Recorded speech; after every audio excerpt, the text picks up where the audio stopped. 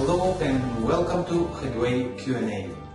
This is the space where each week I take one question from the Headway community and offer solutions that help us to turn our current practice into a thriving business.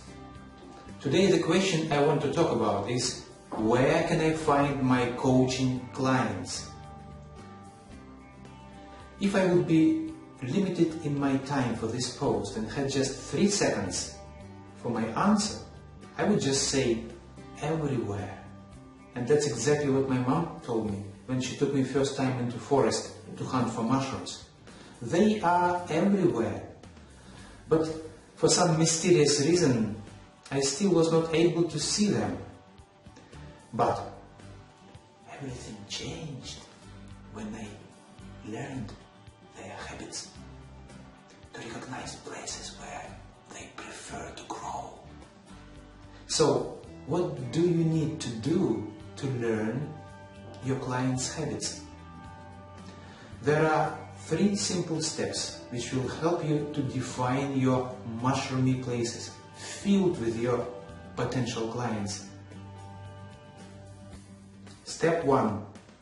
What is number 1, the most burning and urgent problem you are helping to your clients to resolve? Step 2.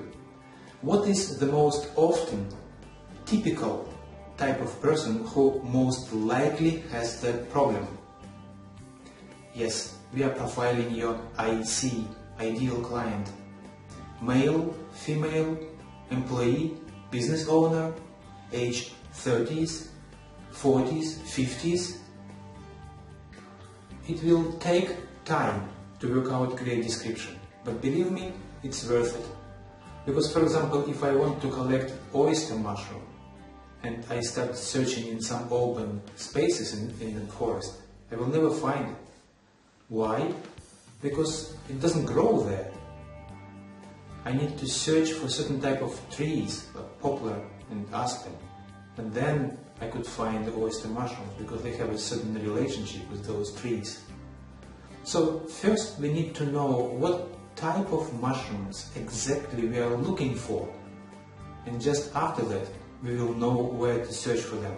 Does it make sense? If it does, let's continue with the step 3. And finally, step 3. How your IC, ideal client, spend his or her free time. Let's assume that your ideal client is a woman. What does she read? Watch? What are her habits? What kind of lifestyle does she have? Where does she have vacations? What kind of websites she visits and reads online? I understand. It looks like it is excessive information and you might not need all of it, but through that analysis you will be able to identify a few places where you can find your client, few places where your path will cross with his or her path. Don't be afraid to overdo this exercise. Every single bit of information is extremely useful and can be used later when you will be crafting your message to your client. Message which he or she will be resonating with.